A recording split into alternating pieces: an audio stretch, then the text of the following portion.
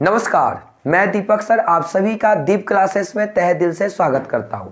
आज आप लोगों का वास्तविक संख्या का डे 2 है और आज हम लोग वास्तविक संख्या के 21 नंबर क्वेश्चन से कंटिन्यू करेंगे। कल के सेशन में यानी कि कल के क्लास में हम लोग 20 क्वेश्चन डिस्कस किए थे ऑब्जेक्टिव मैथ का, जो कि टारगेट बुक से था। तो सबसे पहले जाकर आप लोग उस वीडियो को देखें, क्योंकि उस वीडियो को देखने से आपको इस वीडियो में भी बहुत सारा क्वेश्चन जो है रिपीट होता है टारगेट में, जो आपको बहुत वहां से भी हेल्प मिलेगा। और ये सेशन क्लास 10th के बिहार बोर्ड, हरियाणा बोर्ड, इन सभी स्टूडेंटों के लिए जो हिंदी मीडियम से मैथ पढ़ते हैं, क्योंकि ऑब्जेक्टिव क्वेश्चन बुक में तो मिल जाता है लेकिन उसका सॉल्यूशन आपको नहीं मिल पाता है। इसी को देखते हुए हमने इस सेशन का शुरुआत किया है। तो आप लोग अच्छे से इस सेशन को देखें और अपना जो एग्जाम है उसमें बेहतरीन ऑब्जेक्टिव जो है उसमें अच्छा से अच्छा मार्क्स लाने का काम करेंगे, ठीक है ना। तो हम लोग स्टार्ट करते हैं आज के सेशन को।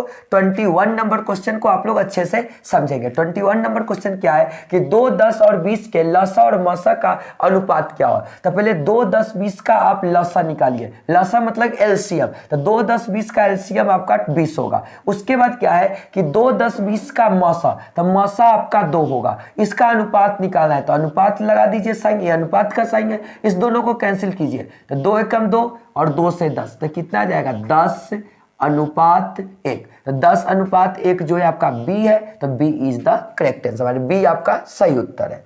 अब देखिए 22 नंबर जो क्वेश्चन है वो क्या है कि सबसे छोटी भाज्य संख्या और सबसे छोटी भाज्य संख्या और छोटी अभाज्य संख्या का मौसा कितना होगा। तो आप सभी को पता होगा कि जो सबसे छोटी भाज्य संख्या होता है वह 4 होता है और सबसे छोटी जो अभाज्य संख्या होता है वह 2 होता है। माने कि आपको ये बात याद रखना है, क्योंकि 1 मार्क्स में ये भी पूछ सकता है कि सबसे छोटी भाज्य संख्या क्या होता है, तो 4। भाज्य संख्या को हम लोग यौगिक संख्या बोलते हैं, संयुक्त संख्या भी कहते हैं, और अभाज्य संख्या को रूढ़ संख्या कहते हैं, ठीक है। तो इसका क्या पूछा जा रहा है आपसे कि सबसे छोटी भाज्य और सबसे छोटी अभाज्य संख्या का मौसा क्या होगा। तो 4 और 2, और 4, 2 का मौसा होता है 2। तो इसका भी जो आंसर है वो B is the correct answer, यानी कि बी आपका सही उत्तर है। 2 लगातार संख्याओं का मौसा है। 2 लगातार संख्या, कोई भी 2 संख्या ले लीजिए लेकिन वो लगातार होना चाहिए, माने एक के बाद एक। तो मान लीजिए आप ले लेते हैं 2 और 3, कोई बच्चा लेगा 4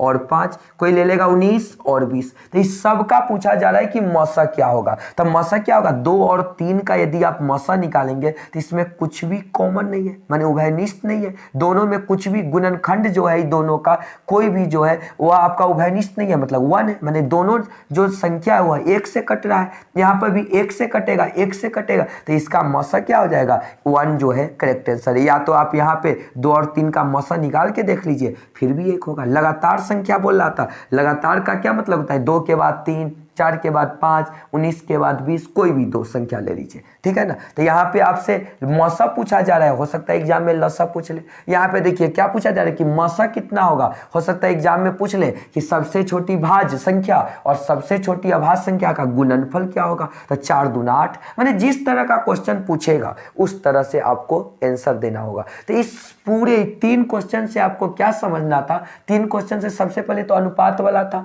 इसको समझना था कि कैंसिल करके जो आएगा आंसर। ये आप याद रखेंगे कि सबसे छोटी भाज्य संख्या 4 होती है और सबसे छोटी अभाज्य संख्या 2 होती है, ठीक है ना। उसके बाद आपको याद रखना होगा कि यहाँ पर कि भाज्य संख्या को संयुक्त संख्या, यौगिक संख्या भी कहते हैं, और अभाज्य संख्या को रूढ़ संख्या कहते हैं, ठीक है ना। 2 लगातार संख्या, तो कोई भी 2 संख्या लगातार ले लीजिए, उसका मौसा निकाल दीजिए। यदि लसा पूछ रहा है तो लसा क्या हो जाएगा 2 तिहाई 6, या तो 6 रहेगा, लेकिन ऑप्शन में तो 6 नहीं रहेगा। क्यों नहीं रहेगा, क्योंकि संख्या आप अलग अलग लेंगे तो गुना करने पे अलग अलग आएगा। तो ऑप्शन में रहेगा कि संख्याओं का गुणनफल, तो उसी को आप लोग सही कर देंगे। तो इस क्वेश्चन में यदि आपको कोई नोट करना है तो आप नोट कर सकते हैं।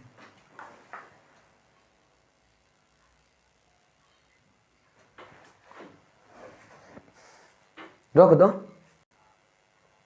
क्वेश्चन नंबर 24 आप लोग देखेंगे। 5005 के कितने अभाज्य गुणनखंड है, ठीक है ना। तो इसको अच्छे से समझेंगे। 5005 के कितने अभाज्य गुणनखंड है, तो पहले इसका गुणनखंड कीजिए। तो 5 से करेंगे तो 5 एकम 5, 0 0, तो 1001 आ गया। अब 1001 कितना से कटेगा, थोड़ा सा दिमाग लगाए। 7 से देखिए तो 7 से 7 एकम 7, यहाँ से कितना आ जाएगा तो यहाँ से 3 और 0 तो 7 चौका 28, तो 2 0, 2 और 1 तो 7 3 21, तो 143 आ गया। ठीक है ना। अब ये कट जाएगा 11 से, 11 एकम 11 और 11 तिहाई 33। तो देखिए कौन कौन सा संख्या है, 5 7 11 और 13, और ये सब के सब अभाज्य संख्या है। तो 5005 5 से भी पूरा पूरा भाग लग जाएगा, 7 से भी लग जाएगा, 11 से भी लग जाएगा और 13 से भी लग जाएगा। तो पूछा है कि कितने अभाज्य गुणनखंड है, तो यहाँ पे चारों संख्या अभाज्य संख्या है और चारों से 5005 में भाग लग रहे हैं, इसलिए चारों के चारों संख्या इसके अभाज्य गुणनखंड होंगे। अतः अभाज्य गुणनखंडों की संख्या कितनी होगी, 4 होगी। ठीक है ना, समझ में आ गया। कितने दो अंकों की संख्या 3 से विभाज्य है, कह रहा है कि 2 अंकों की जो संख्या होता है, 2 अंकों की संख्या 10 से स्टार्ट होती है और 99 पर जाके खत्म हो जाता है। तो बोला इसमें से कितनी संख्या है जो 3 से विभाज्य। 3 से विभाज्य का मतलब है कि 3 से पूरा पूरा भाग उसमें लग जाए। तो देखिए 9 10 से स्टार्ट होता है, लेकिन 10 में तो 3 से भाग नहीं लगेगा, 11 में नहीं लगेगा, 12 में लगेगा। तो 12, अब 12 के बाद किस में लगेगा, 15 में लगेगा। और इसी तरह से 3 अंकों की नहीं, 2 अंकों की संख्या। ठीक है, यहाँ पे देखिए कितने 2 अंकों की संख्या, 2 अंकों की संख्या। तो 99 जो है ये भी 2 अंकों की संख्या और इसमें भी आपका 3 से भाग लग जाएगा। तो एक हम तरीका बताते हैं, जब संख्या पूछा जाए और दिया हुआ जो आपका श्रेणी है वह समांतर श्रेणी में हो, तो एक फार्मूला ए आप लोग याद कर ले, n बराबर L-a/d+1।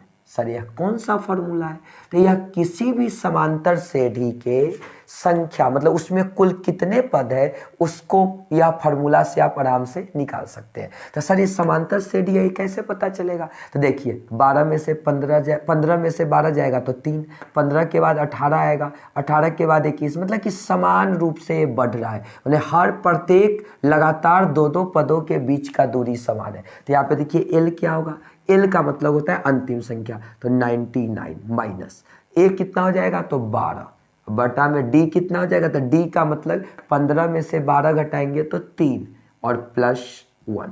तो यहाँ से 99 में से 12 गया तो 9 में से 2 गया 7, 9 में से 1 गया यहाँ से 8 बटा 3 +1।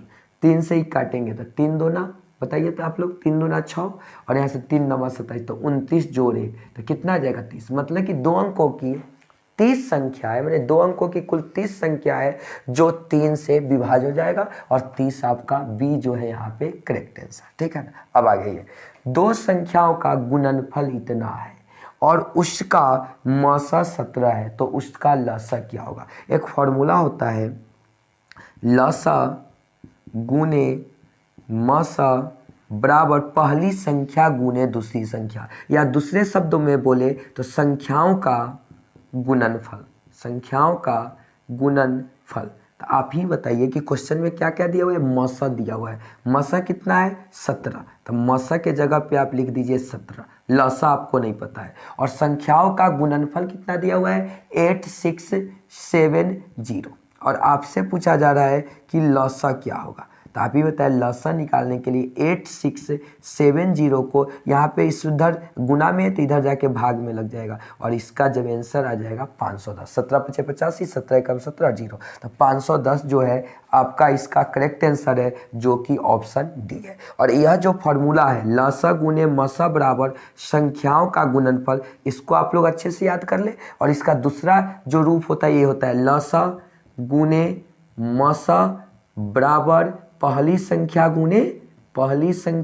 गुने दूसरी संख्या। ठीक है ना। इस पे क्वेश्चन आपको ऑब्जेक्टिव में मिलेगा ही मिलेगा और साथ में हो सकता है कि 2 मार्क्स में भी इससे क्वेश्चन पूछे जाए। ठीक है ना, इसको आप लोग पहले नोट कर ले। चलिए अब करते हैं हम लोग क्वेश्चन नंबर 27। क्वेश्चन नंबर 27 क्या है कि 6, 8 और 22 का लसा और मसा का अनुपात क्या होगा। तो 6, 8 और 22 का लसा क्या होगा। ठीक है ना, तो लसा क्या होगा मतलब कि एलसीएम आपको निकालना है। तो एलसीएम को ही हिंदी में लघुत्तम सावर्तक बोलते हैं, जो कि लसा है। तो 6, 8, 22 का लसा था, पहले 22 लिख लीजिए। अब बताइए 22 में यहाँ से 2 आ जाएगा तो इसमें से 3 कर लीजिए, और यहाँ से 8 मतलब कि 2 आ जाएगा तो इसमें 4 चाहिए। तो कितना आ गया 22 3 4, यानी कि 22 गुने 3 गुने 4 अनुपात ठीक है ना, अनुपात पूछा। अब किसका, मौसा, तब 6, 8 और 22 का जो आपका मौसा हो जाएगा वो 2 हो जाएगा, और 2 से यहाँ से काटेंगे, 2 एकम 2, 2 से 11, तो यहाँ से 11 तिहाई 33, और 33 चौका, तो 4 तिहाई 12 का, और 4 तिहाई 12 एक 13, यानी कि 132, 132 और अनुपात 1, इसका करेक्ट आंसर कौन जाएगा, 132 अनुपात 1, जो कि करेक्ट आंसर, ठीक है ना। तो आप क्या करेंगे कि 6, 8 और 22 का सबसे पहले लघुत्तम निकाल लेंगे, तो लघुत्तम आएगा आपका 22 गुने 3 गुने 4, ठीक है ना, और इसका जो महत्तम आएगा वो 2 आएगा, और ये दोनों को कैंसिल कर लेंगे, मतलब कि सरल कर लेंगे, जो आंसर आएगा वही आपका सही, जो यहाँ पे आंसर आएगा वही आपका सही आंसर होगा, ठीक है। 96 का अभाज्य गुणनखंड क्या होगा, अभाज्य गुणनखंड, तो सिद्ध के 96 का अभाज्य गुणनखंड बोल रहा है, तो 2 से लगाएंगे तो कितना हो जाएगा 48, 2 से 24, 2 से 12, 2 से 6 और 2 से 3, तो देखिए 2 कितना बड़ा है, 1 2 3 4 5, यानी 2 का पावर 5 गुने 3, 2 का पावर 5 गुने 3, तो 2 का पावर 5 गुने 3 कहाँ है, सी में, तो सी इसका सही आंसर है। हाँ, अभाज्य गुणनखंड जब भी आपको निकालना हो तो किसी न किसी अभाज्य संख्या से ही यहाँ पर आप इसका गुणनखंड करेंगे, ऐसा नहीं कि 4 से कर दीजिएगा तो प्रॉब्लम आ जाएगा। अभाज्य संख्या यानी 2 से, 3 से, 5 से, 7 से, 11, 13, इस सब से करेंगे, ठीक है ना। अब आ जाइए 0.3 पर रेकरिंग का परिमेय रूप में लघुत्तम रूप क्या है, परिमेय रूप निकालिए और उसके बाद उसको कैंसिल कर दीजिए, जैसे कि 0.3 पर रेकरिंग, 0.3 पर रेकरिंग, तो 3/9, तो ये हो गया 0.3 पर रेकरिंग का परिमेय रूप। लेकिन परिमेय रूप में बोल रहा है लघुत्तम रूप, लघुत्तम का मतलब होता है कि उसको कैंसिल करके जो आएगा, मतलब उसका सरलतम रूप, तो सरलतम रूप यानी 3 एकम 3 और 3 तिहाई 9, तो 1/3, तो 1/3 इसका कौन सा है, सी है, जो कि करेक्ट आंसर है, ठीक है ना। अब आ जाइए 7 + 3√2 है, मतलब कि 7 + 3√2 परिमेय है, अपरिमेय है, भिन्न संख्या है या पूर्णांक है। तो हम कल भी आपको बताए थे कि परिमेय अपरिमेय को यदि आपको पहचानना है और यदि क्वेश्चन वर्गमूल के रूप में दिया हुआ है, तो आप सबसे पहले देखेंगे कि जिस पर वर्गमूल का यानी कि साइन लगा हुआ है, रेडिकल साइन है, उसमें से वर्गमूल का मान पूर्ण संख्या के रूप में निकलेगा कि दशमलव में। यदि डेसिमल फॉर्म में आ रहा है तो वह अपरिमेय है, यदि डेसिमल फॉर्म में ना आके एक पूर्णांक संख्या आ रहा है, 0 1 2 3 4 आ रहा है, तो वह एक परिमेय संख्या है। तो यहाँ है 7 + 3√2, तो यहाँ पे देखिए √2, और √2 का वैल्यू जो होता है 1.414 होता है, यानी √2 का जब आप वर्गमूल निकालेंगे तो कभी भी पूर्ण संख्या नहीं आएगा। तो यदि पूर्ण संख्या नहीं आएगा तो यह अपरिमेय संख्या है, ठीक है ना। तो 30 तक जो आपका क्वेश्चन है यहीं पे समाप्त हुआ। अभी आगे हम लोग कंटिन्यू करेंगे, इसमें यदि आपको कुछ नोट करना है तो आप कर सकते हैं। क्वेश्चन नंबर 31 को आप लोग समझेंगे। निम्न में से कौन परिमेय संख्या है, बार बार बता रहे हैं कि जब रूट के अंदर हो संख्या और परिमेय अपरिमेय आपको पहचानने के लिए कहा जाए, सबसे अच्छा उसका बेस्ट तरीका है कि आप देखिए कि पूरा यानी कि पूर्ण संख्या के रूप में वर्गमूल टूटे तो अपरिमेय होगा, और यदि नहीं टूटता है तो वह अपरिमेय होगा। तो हमको बताना है परिमेय। आपको देखिए कि √16 का वर्गमूल क्या होता है, 4, तो 4 हो गया, यानी कि इसका जो वर्गमूल आया वह पूर्ण संख्या आया, 0 1 2 3 4 में आया, यानी कि यह जो संख्या है कैसा है, परिमेय संख्या है, ठीक है ना। अब आइए 0 और 50 के बीच विषम संख्या की संख्या क्या है, 0 और 50 के बीच में कितने विषम संख्या, तो देखिए 0 की तो बात छोड़ दीजिए, अब 1 से 50 के बीच में थोड़ा हम लोग सोचेंगे, तो 1 से 50 में कुल 50 संख्या है, और एक एक संख्या छोड़कर सम और विषम होता है, यानी एक विषम है तो 2 सम होगा। तो इसमें से 1 से 50 में क्या होगा, 25 सम संख्या होगा और 25 विषम संख्या होगा। तो इसका जो आंसर है कि कितनी संख्या विषम है, तो विषम संख्या 25 है। सम संख्या किसे कहते हैं, ऐसी संख्या जिसे 2 से विभाजित हो जाए, जिसमें 2 से भाग लग जाए, जैसे 2 4 6 8 10, उसे सम संख्या कहते हैं। और विषम संख्या किसे कहते हैं, ऐसी संख्या जिसमें 2 से भाग नहीं लगे, उसे विषम संख्या कहते हैं। तो विषम संख्याओं की संख्या 25 होगा। अब आइए 5, 15 और 20 के लसा और मसा का अनुपात क्या है, तो 5, 15 और 20 के, पहले लसा बोल रहा है तो पहले लसा निकालिए, तो 5, 15 और 20 का जो लसा होगा वह 60 होगा, क्या होगा, 60 होगा, ठीक है ना। अब बात करिए 5, 15 और 20 का लसा 60 होगा, और इसका मौसा बोल रहा है, तो मौसा आपका 5 होगा और इसका अनुपात तो 5 से 5 एकम 5 और 5 से 12 यानी कि 12:1 जो कि डी नंबर इसका करेक्ट आंसर है। ठीक है ना। अब आइए, निम्न में कौन अपरिमेय नहीं है, मतलब अपरिमेय नहीं है। तो अपरिमेय जो नहीं होगा वो परिमेय होगा, और परिमेय यदि होगा तो उसका वर्गमूल जो है वो पूर्ण संख्या के रूप में ज्ञात होगा। तो यहाँ देखिए √10, 10 का वर्गमूल आपका पूर्ण संख्या नहीं होता है, 24 का नहीं होता है, √35 का नहीं, लेकिन √121 का 11 होता है। तो इसका करेक्ट आंसर क्या होगा, डी। आपको मेरे तरफ से सजेशन यानी कि सलाह दिया जाता है कि कम से कम 30 तक का वर्ग आप लोग याद कर ले, जिससे आपको क्वेश्चन सॉल्व करने में आसानी होगा। ठीक है ना। तो चलिए करते हैं नेक्स्ट क्वेश्चन। इसमें से कुछ यदि आपको नोट करना है तो आप लोग नोट कर सकते हैं। चलिए क्वेश्चन नंबर 35, दो संख्याएं a और 18 का लसा 36 तथा मौसा 2 है तो a का मान क्या है। तो यही लसा मौसा और पहली संख्या दूसरी संख्या पर आधारित यह प्रश्न है। तो क्या होगा देखिए, लसा गुने मौसा बराबर पहली संख्या गुने दूसरी संख्या। ठीक है ना। तो इस क्वेश्चन में दिया हुआ है कि दो संख्याएं a और 18, माने संख्या क्या है, a है और एक संख्या दूसरी संख्या 18, माने पहली संख्या है और दूसरी संख्या 18 है। इसका लसा 36 है और मौसा कितना है, 2 है। तो आपसे पूछ रहा है कि a का मान क्या है, यही ना। तो a का मान आपको निकालना है। तो 36 गुने 2 और यहाँ 18 गुना में है तो भाग में हो जाएगा, और यहाँ से 18 दूना 36 और 2 दूना 4, यानी कि a का कितना मान हो जाएगा, a का जो मान है वो 4 है। ठीक है ना। अब चलिए, यदि p तथा q दो अभाज्य संख्या है तो उनका मौसा क्या होगा। p और q दोनों अभाज्य संख्या है। यहाँ पे ये नहीं पता है कि कौन कौन सी संख्या है, लेकिन p और q दोनों अभाज्य संख्या है। तो हम ले लेते हैं कोई भी दो संख्या। तो हम ले लेते हैं 2 और 3, कोई बच्चा ले सकता है 5 और 7, कोई ले सकता है 11 और 13, कोई भी आप दो संख्या लीजिए, लेकिन दोनों का दोनों अभाज्य होना चाहिए। और उसका मौसा क्या होगा, तो 2 और 3 का जब आप मौसा निकालेंगे, माने कि HCF निकालेंगे तो 1 आएगा, या 5 7 का निकाल लीजिए तो 1 आएगा, 11 और 13 का निकालिए तो 1 आएगा। तो इसका आंसर क्या हो जाएगा, 1। लेकिन यही बोलता कि यदि P और Q दो अभाज्य संख्या है तो उसका लौसा क्या होगा। तो लौसा यदि पूछता, मतलब कि यदि LCM पूछता तो LCM हो जाता PQ, क्योंकि संख्याओं का गुणनफल, क्योंकि 2 3 का जो लघुत्तम होता है वो 6 होता है, मतलब दोनों संख्या को गुना करने पर प्राप्त होता है। और यहाँ पे दोनों संख्या क्या है, P और Q है। ठीक है ना। चलिए अब हम लोग देखेंगे क्वेश्चन नंबर 37। क्वेश्चन नंबर 37 क्या है, सबसे छोटी अभाज्य और सबसे छोटी भाज्य संख्या का गुणनफल क्या होगा। तो सबसे छोटी अभाज्य संख्या होता है 2 और सबसे छोटी भाज्य संख्या होता है 4, और गुणनफल मतलब दोनों को गुना कर दीजिए। तो 2 गुणे 4 यानी कि 2 चौका 8। तो इसका सी जो है करेक्ट आंसर है। ठीक है ना।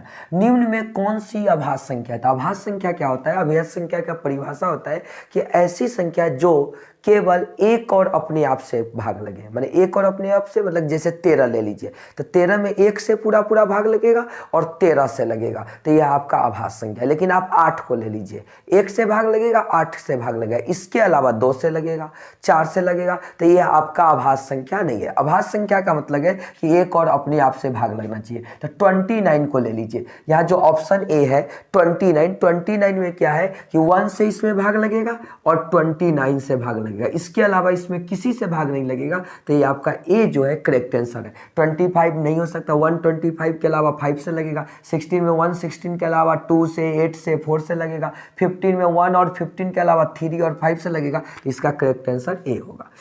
3.27 पर रेकरिंग है, मतलब कैसा संख्या। तो देखिए 3.27 पर रेकरिंग, तो 3 प्लस, ठीक है ना, इसको ऐसे लिख सकते हैं 3 प्लस 0.27 पर रेकरिंग। तो 3 प्लस 27/99, क्योंकि दो संख्या पे रेकरिंग है तो नीचे 2 9 आएगा, 9 से इसको कैंसिल करिए, 9 से 11, 9 तिया 27, 11 तिया 33 और 3 36, 36/11 11। इसको जब सॉल्व करेंगे तो आएगा 36/11। तो यह p/q के रूप में है और p और q दोनों पूर्णांक संख्या है और p यहाँ पे q का वैल्यू 0 नहीं, यानी कि परिमेय संख्या के परिभाषा से 36/11 बिल्कुल ही सटीक बैठता है। तो इसका कौन सा आंसर हो जाएगा, एक परिमेय संख्या, यानी कि b इसका करेक्ट आंसर है।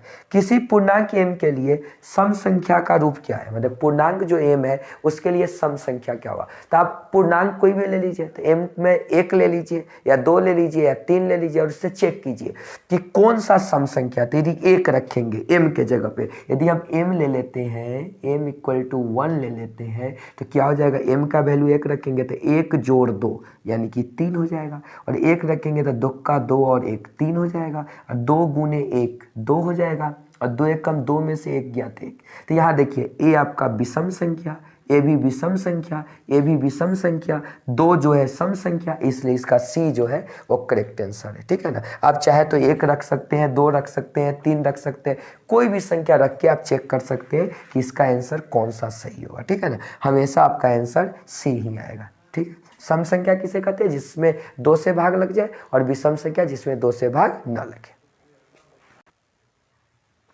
चलिए नेक्स्ट क्वेश्चन, क्वेश्चन नंबर 41 कह रहे हैं कि निम्न में कौन सा अपरिमेय नहीं है। अपरिमेय नहीं है मतलब परिमेय है। तो आपको हम बताएं कि वर्गमूल के रूप में जिसका वर्गमूल पूर्ण संख्या हो वही परिमेय होता है। तो 64 का 8 और 81 का 9, यानी कि इसका क्या आ जाएगा, 8/9। तो यही इसका करेक्ट आंसर है, मतलब कि यही इसका अपरिमेय नहीं है, मतलब परिमेय है। ठीक है। बाकी √3 का वर्गमूल पूर्ण संख्या के रूप में नहीं होगा, तो ये भी आपका अपरिमेय है। ए आपका अपरिमेय है और ए भी आपका अपरिमेय है। सिर्फ परिमेय कौन है, तो यहाँ पे 64/81 यानी कि 8/9 है। यहाँ पे बोला है अपरिमेय नहीं मतलब परिमेय। ठीक है। निम्नलिखित में किसका दशमलव प्रसार शांत है। तो देखिए दशमलव प्रसार शांत है तो कैसे जानेंगे, तो कुछ नहीं करना है आपको, अंश और हर। तो ये जो हर आपको दिख रहा है, इस सब में जो हर दिख रहा है, इसको आप लोग क्या करें, गुणनखंड कर लें।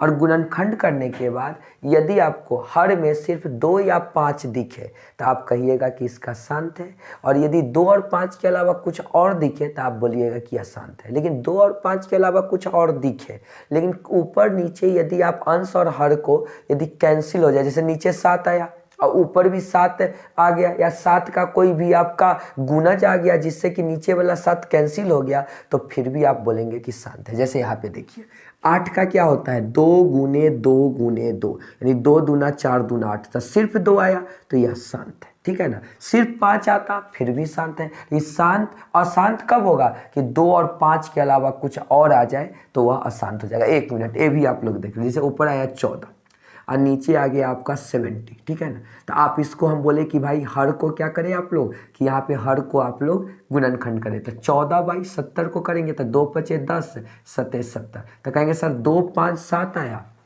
तो आप लोग बोलेंगे कि अशांत है। नहीं, अशांत नहीं है। 7 से देखिए, 7 से ही कट जाएगा, 7 दूना 14, तो ऊपर क्या आया 2/2 × 5, फिर 2 से 2 कट गया तो नीचे क्या आया 1/5, तो 1/5 आया। इसका क्या मतलब है कि यह शांत है। यानी कि फिर से हम रिपीट कर देते हैं, यदि हर में, हर किसको कहते हैं, नीचे वाले को, ऊपर वाले को अंश और नीचे जो लिखा हो हर में 2 आए फिर भी शांत, 5 आए फिर भी शांत, 2 और 5 दोनों आए फिर भी शांत, 2 और 5 के अलावा कुछ और आए अशांत, लेकिन 2 और 5 के अलावा कुछ आए जैसे कि 7 आए, लेकिन उस 7 ऊपर से माने 7 नीचे नहीं रहे, कैंसिल करने के बाद 7 हट जाए फिर भी वह शांत होगा। ठीक है ना। चलिए आगे चलते हैं। 6/15 का दशमलव प्रसार कैसा है, माने 6/15 का दशमलव प्रसार शांत है कि अशांत है। देखिए 6/15 पहले किसी से कटने वाला है तो देख लीजिए, 2 से नहीं सॉरी 3 से, 3 दूना 6, 3 × 5 = 15, तो कितना आया 2/5। तो यहाँ हर में 5 आ गया